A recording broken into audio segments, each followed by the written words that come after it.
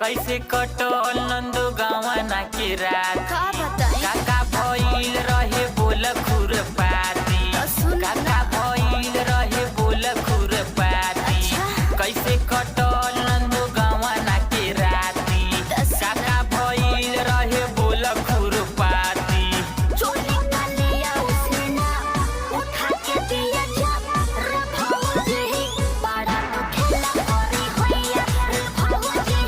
बड़ा तो खेला करे होइया रे भौजी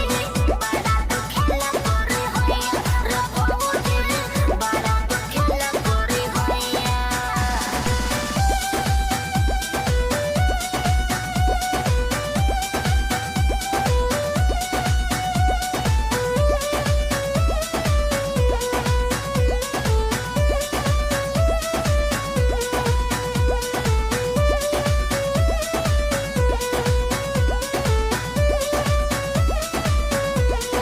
ए भौजी ए भौजी ए भौजी ए भौजी ए भौजी हे भौजी पियावा मिलल बाया नारी चलावे हाथ गाड़ी ए भौजी ए हो ए भौजी पियावा मिलल बाया नारी चलावे हाथ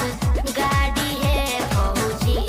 ए हो भौजी पियावा मिलल बाया नारी चलावे हाथ गाड़ी ए भौजी। आज के तालाब काले हो जाई पोखरी कुटेला धान देखी खाली बा उखरी आज के तालाब काले हो जाई पोखरी